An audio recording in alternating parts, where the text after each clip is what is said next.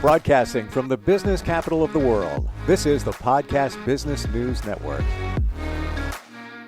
Welcome back, everybody. He is very unique in his insight, makes you think, and moves your life forward as an accelerated healing specialist. Uses lots of different modalities to get that done, to help you move your life forward as an intuitive, a coach, hypnotherapist, and acupuncturist. But what exactly is accelerated healing? What does that mean? We're going to dig into that today. I know after doing many podcasts with him where that leads us to a lot of different realizations of ourselves that inherently help us heal. Our professional of the year, Chris DiStefano, is back with us. How you doing today? Doing great, thank you. How about you, Steve? Good, good. Let's break that down, if we may. Accelerated healing specialist. You know, I just saw Chris in the elevator walking up here. Haven't seen him in a long time. I said, hey, what are you up to? What are you doing? And we had like 15, 30 seconds to talk. What would you say? Oh, 15 to 30 seconds, I would say I help you find what's wrong, what other people have missed, and empower you to heal from it. Now, when you say what's wrong, that's the 15 seconds. Gotcha. And I believe that that's accurate. When you say what's wrong, now let's go into that. Now we're going to start peeling back the layers. Good. I'm glad we're starting there. This is a fun one for me, believe it or not. The fastest way to get from point A to point B is to know where you're going. The fastest way to treat a condition in the mind and the body is to know what the problem is. So diagnostics are number one. What do? Let's say you have bone pain. We'll call it arthritis. You're going to go see a doctor for that, and the doctor gives you pills to quiet down the inflammation. And that's not really getting to the root of the problem. Why do you have the inflammation? People come into my office with the arthritis, with something else. I had a woman come in. This is one of the wildest things. She came in. She's been having pain for 30 years. When she sits down, those nerves down there send pain to the areas down there, sensation, for 30 years. And it took 5 years to even get a diagnosis. She's been seeing all sorts of people, getting exercises and whatever. And finally, I'm working with her. I'm like, wow, this is because she has anterior pelvic tilt. I've just come up with actually powerful treatments to help people to kind of like, it's not physical therapy, but exercises they could do at home to help correct their pelvis. I actually just started working with that the past couple of weeks. As we've been working on that, and I'm educating her, because that's the most important thing. Her pelvic PT has been working with that, but never told her the words, never empowered her. So someone comes to me, I work with them, try to find like exactly what's underlying, because anterior pelvic tilt ties into a lot of other stuff, and it has to be addressed at the global scale. I cross all the different, every specialist has a lane. And you can think of it like a road. You have lanes, you have grass, you have medians, you have all that. If your problem doesn't land square in a lane, and you go to the best specialist in the world, that specialist is going to miss it because they're not looking outside that lane. So I look all through my training and my experience. I look through all the grass, all the everything to find what's going on with a person. So that's how a visit starts. I love that analogy about the lane. Would you say it's true that you have training, skills, experience, insight, intuition to cross the lanes where others may not? So let's say, somebody's in a lane, you're identifying something, but it also crosses over to another lane. You can go into the other lane and treat them as well. Not only that, that's a big part of it, because I'm not even, it's like I'm not even in a car. I'm just sort of hovering over the whole thing because I have the capacity to spend time. I don't have the same requirements that a medical doctor does in terms of documentation. And essentially, you go to the doctor, they're following a checklist of, for this, do this. Yep. I'm not bound to that. So I want to really dive down into the root. But even more importantly, let's say you have let's say you have a problem. It didn't really get diagnosed well. I can even tell you, go see this specialist. this is the right person. I could help someone route to the right person with the right questions to get the best care. Because I know what I can't do. I know what I don't want to do. And I know who can do it better. Because my goal is always, what's the best service I can offer to the person in front of me? And sometimes that best service is someone else. Can you give us another, call it, case study or situation that you've confronted? Oh man. One of my favorites is I'm working with a patient right now, and I'm incorporating the newer techniques I've developed. So she's doing the movements at home to loosen up stuck fascia. Fascinatingly, I was at a seminar this past week and I'm talking to people. Everyone wants to move fascia. That's literally what I do all day. Mm. And the rapid release is a fascial release technique. So she's been doing it, her posture. So she's early 40s, her posture, she's about 2 inches taller now because she was sort of hunched over. Um, she has more energy, have opened. So her face, she gets facial stuff done and this and that. She looks better than she ever has because her face is now properly drained. Her brain is working better because the glymphatic system, because she's been working on neck stuff, her entire neck is opened up. She has more energy, she's happier, etc. We took a person who was running, let's say 40%. Oh, she was having digestive stuff, you name it. Took someone running at 40% just by helping her. Because I can't do it. I cannot get a person's posture to shift, but I can help a person to learn how. I can help a person to learn how to rebalance the tight muscles. So she is feeling, she went from like 40% of capacity. She's probably running around 65 to 70 now. Wow. Yeah. And not 100%, not 110%, but we're talking about nearly doubling where she was. When you talk about fascia, Yeah. in that area, I start thinking of lymphatic system. Does that come into play? Everything. When we talk about fascia, we're talking about everything because it is the connective tissue that surrounds our cells, our blood vessels, everything. So when fascia gets bound, it restricts movement of anything. It also, fascia, this is the stuff that I don't have videos on, but doing the technique I do, the rapid release, I've helped my patients as well as myself release fascia around the skull. I can hear things popping as it moves. I feel more clarity in thought after that. Even sinuses, those open up too. So everything, the Mm. fascia, once it gets knotted, we have to find ways to smooth it out. Once it's smoothed out, the body moves freely. When the body is knotted, and this is one of those things, and I have to say something woo woo every time, but what's inside our body is also going to affect our world. If we're holding ourselves really bound and tight, people see that and they respond accordingly. And that's S- the message we give to the world. They pick up on those cues, and we can say, here we go, woo alert. The energy that comes from it or you're feeling a certain way. Let's say you got pain, you don't know what it is, discomfort, just cranky, grouchy because something's bothering you in terms of your physiology. You put out energy, Mm-hmm. i.e., vibration. Others are going to pick up on it, and they may be a little standoffish. You may not get the same result at work. You may be in sales. I don't know why. Yeah, I used to close deals. Now it's not happening. Maybe that has something to do with it. Yeah. And more, the most important thing on this, Steve, is if I'm holding myself like that, if I'm holding my thoughts like that, I'm hurting myself. Hmm. I'm pushing myself away. I'm making myself weaker. I'm making myself lose energy. Like, you know what?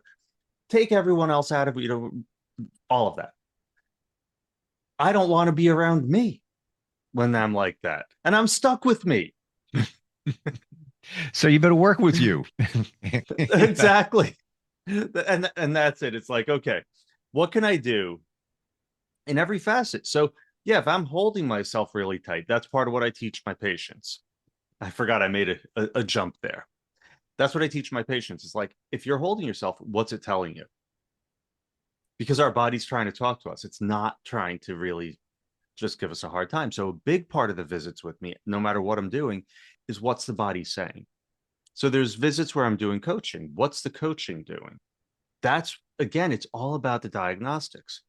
If I can help someone find what they're avoiding, because that's the strongest resistance there is. The resistance we can see is the weak resistance. The resistance we've run away from, that's what defines us. That's a strong resistance.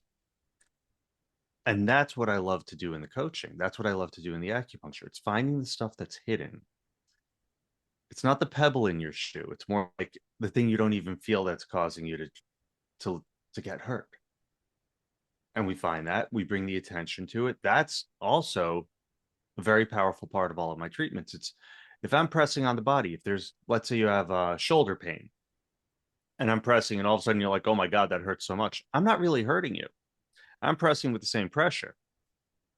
Your body protecting that area, I'm just bringing attention to it. So, yes. So now we're talking about physical challenges that people have. Mhm.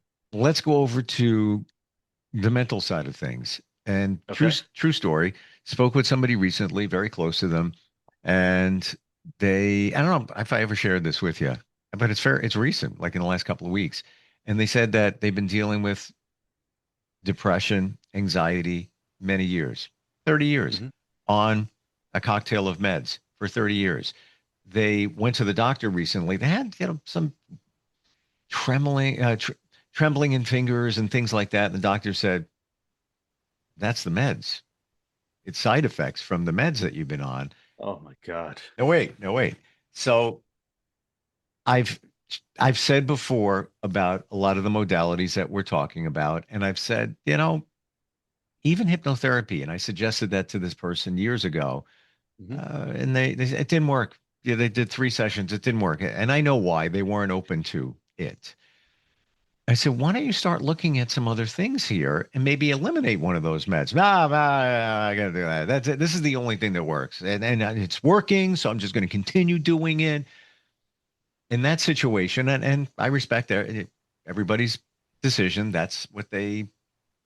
I can't minimize anything, but if you heard that, what would you say?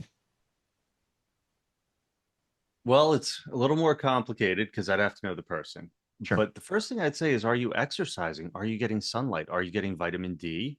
I would want to see a complete blood panel because I would want to see what the Hmm. iron levels are, what the minerals are, because if someone's missing, this is wild. If you're missing, let's say, iron, that's going to interfere with your body's ability to produce serotonin. Hmm. So this whole thing could be an iron deficiency. I'm not saying it is, it's most likely not, but that's what it means to look into the problem. Gotcha. To look for what's going on in his body, what's going on in his lifestyle, what's going on even in a big part of what I do with people who are depressed, because I used to be, is I let them know you're choosing to keep following these thoughts. You don't believe me yet, you will later. But when anxiety, when depression, when the thoughts start, that's when we nip it in the bud. We have to have about 4 or 5 good things to think about or to default to, because we're going to go into those cycles pretty easily. We have to really question, why am I doing this? How, like, depression is heavily residing in the rational mind. The rational mind lies to try to protect us. The more we're aware of that, you see, one of the tricks I use is in conventional coaching, we don't like to use negatives or I don't know, we don't like to go too far into the rational mind. We want to use more of the openness of the creative mind. And for people like me that were trapped in the rational, sometimes you need to use a splinter to pull out a splinter. And so I would give them the argument that almost makes them see. I'd let them to see how nonsensical it is. Now that's not going to break the depression, but it's going to provide a tool to thin it continually. It's going to allow it to diminish, because once it's seen as being not real, it has to go away. And it's not real because it's a lying thought process. I was just going to ask you, do you feel that we're deceiving ourselves. Our minds are deceiving us. It that's the whole game comes into depression is a fear response. We can have, if we want to go fully binary, at the base level, you have fear and you have trust or faith. You don't trust yourself. You don't trust the future. You don't trust the outcome. You don't trust anything. You don't love yourself. You don't want to be yourself, et cetera, et cetera. That becomes, and it gains momentum. And you start believing your own like insane thoughts. And they really are insane. Oh, Mm. everything's going to end bad. Nobody likes me. I'm a failure all the time. Well, guess what? Whatever you decide you are, you are. You have to start seeing that that's the choice you're making and you're killing yourself. We talk in music, right? There's a song that keeps, and you just said the lyrics. Sticks, fooling yourself. You're fooling yourself and you don't believe it, is how the song Yeah. goes. It's kind of what it sounds like, where our minds are feeding us information, call it that, thoughts, and Mhm. we know where it's coming from. Childhood situations, call it traumas in our childhood. Yes, we all have them. Don't deny it. If you do, you need to look into that even deeper. Um, Yeah, that's the avoidance. that's the avoidance. But our minds are feeding us this stuff, and then we feed into it, and then we start believing it. I'm not good enough. Nobody likes me. Tomorrow, it's going to be a horrible day. All of that false information. So you're believing, yeah, it's almost like scrolling on social and you see stuff. Oh my God, look at that. Oh, Oh, look at that. and thank you for that because that is I keep doing detoxes and I keep getting pulled back in, but social media, if you want to have a goal, if you ever want to get somewhere, I found like, if you're driving a car, if I'm driving a car, I want to be looking at the road. So if I have a goal, I want to be focusing on the goal. Meanwhile, all of a sudden I hop on social media 2 hours later. So yeah, my car's crashed and now I'm back at step one because Hmm. I lost my focus. I lost everything else. For depression and anxiety, it's horrible because it's really messing with your dopamine cycles and it's making you go into deeper holes. I would definitely say stay off social media. I would also recommend having a conversation with the doctor about a 5-HTP supplement. Speak with your prescribing physician because that is a precursor to serotonin. And it was in the 70s, I believe. They were looking to use it as a medication, and then it ended up blah blah blah. I don't know what happened, and so it's over the counter. And I've seen it work really, really well for a lot of people. It does not have the same side effect profile. You could start or stop it much more easily than an SSRI. Those have to be done under the supervision of the prescribing physician. Nobody here should be taking this as medical advice. Yeah, right. That's our disclaimer. Yes, 5-HTP supplement. Did you say that you can get that over the counter? that is over the counter. Yeah, there's Cerebrocom by Marco Pharma is a really good one for that. And there's another one they have too. What exactly is They're 5-HTP? serotonin precursor. Here's the deal: serotonin can't cross the blood-brain barrier. We have more serotonin in the gut than in the brain. Never the twain shall meet. And so, since it can't cross the blood-brain barrier, 5-HTP is a building block to it because it's an amino acid. Hmm. And so it can cross the barrier, get into the brain, and the brain can make more serotonin. The way the regular medications work is it keeps the synapses open a little bit longer. And Hmm. supposedly, I believe there are studies indicating 5-HTP may be more effective too. But again, under the supervision of the prescribing physician. I want to go back to social media for just a sec. Yes. I completely agree with everything you're saying there. Get off of it, take a break, whatever you need to do. But here's the thing, and we all know it. When you're scrolling, you stop on certain reels and certain content. It knows, and it's got one job to serve you more of what you want, i.e., what you're looking at most, because it wants to keep you engaged, so you continue to look at ads. So if you start looking at certain things, and for whether it's creating comparison and that's bringing you down, whether it's creating anxiety, fails. I once started looking at boat fails. Now all I see is people in boats and accidents. And I'm like, you're going to see more of it and more of it and more of it. So all it's doing, it's almost like the sledgehammer, the anxiety or depression sledgehammer hitting you over the head again. There's another one. There's another one. There's another one. And guess what? You asked for it because you watched it. You watched another one, and social media, Meta, handed you more. Exactly. And it's geared towards triggering the emotions. Look at the news. Oh, sure. If the news was right 1/10 of the time, we'd all be dead 50 times over.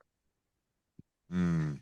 It's all gloom and doom because that's what pulls people in. It's like, oh my God, like, oh, dangerous person on the loose. We'll tell you about it at 11. It's like, well, if it's that dangerous, tell me now. Right. Or clickbait. You have to Exactly. click the comments. Why do you have to click the comments? Because they get credit for it and it boosts their rankings. Yes. And And, yeah, and to your point, it's like that old that's phrase back in the day with news. If it bleeds, it leads. That would be the top story, as opposed to exactly. we rescued a kitten on top of a tree. Yeah, and that puts the depression. Oh, look, everything's terrible, everything's awful. Is it bad? Go outside, see how it feels. Yep. Turn off the news, see how you feel. News detox. And people don't realize this because this is one of the most insidious things. Programming. We call TV shows, we call this programming. What is programming at the high level? Programming actually normalizes behaviors, interactions, everything. You want a set of fashion, you start having someone on TV wear it. It's now normalized the way that looks. Our eyes adjust, and now we crave that style. You want to normalize a behavior. We do what the people that we look at. Children are shown how to perform in society through children's programming. How do you relate to others? Please, thank you, all this. Our parents teach us, and they do it through programming. It can be done for good and for ill. And so when we're on social media, it's also programming us to fight with each other. It really does. There's a lot of right now division and otherment. And I see a lot of people also liking and loving to connect at the human level, but people aren't having conversations like they used to. So many things are minefields now because we can't just be like, you know what, we both want what's best and we have different data sets. Instead, it's I'm right and you're bad. I just had a flash, and I'm going to have to admit it here. Working in the broadcast world since I was a kid, the word programming had a meaning. We're programming our broadcast day. What's coming up next? What other shows are we going to run? Blah, blah, blah. Speaking with people like you and doing podcasts like this, and I'm still in the broadcast world, when you said the word programming, I didn't think of it as, well, we are programming, we have programs coming up.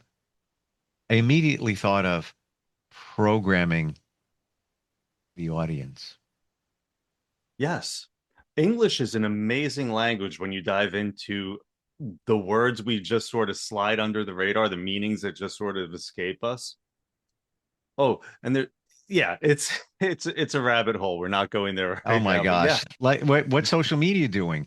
You are being programmed.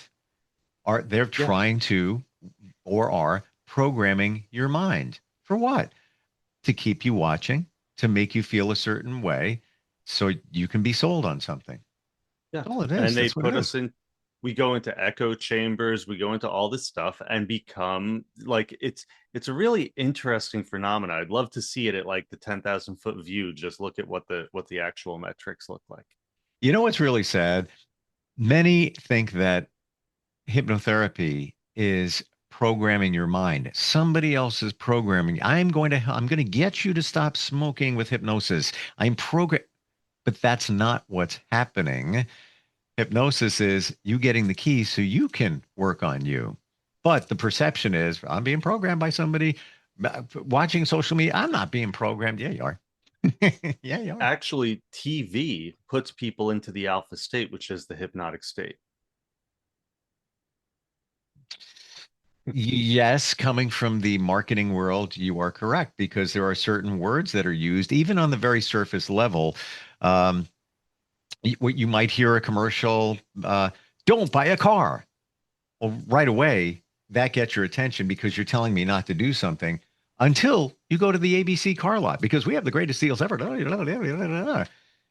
But you were programmed just by those words. Don't do something.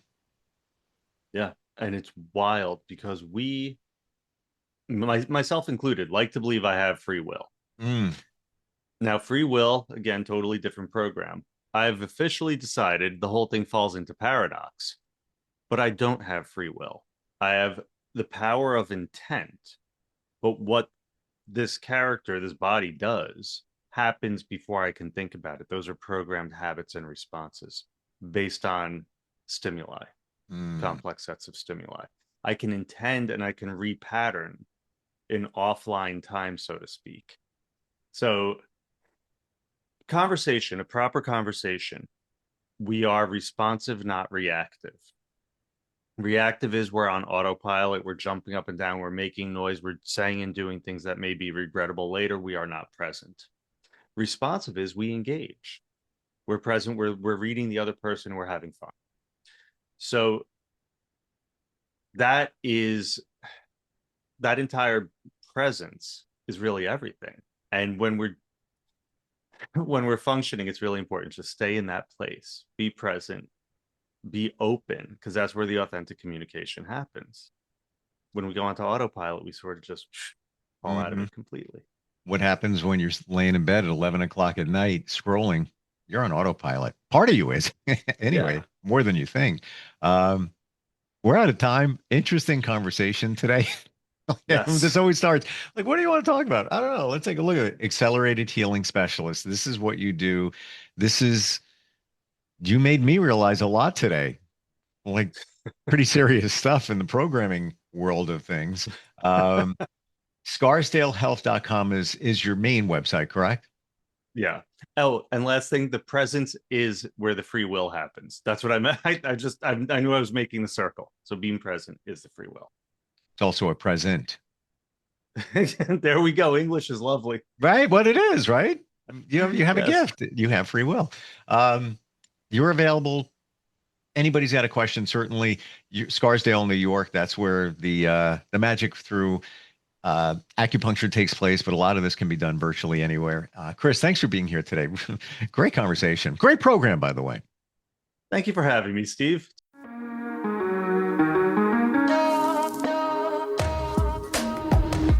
Broadcasting from the business capital of the world, this is the Podcast Business News Network.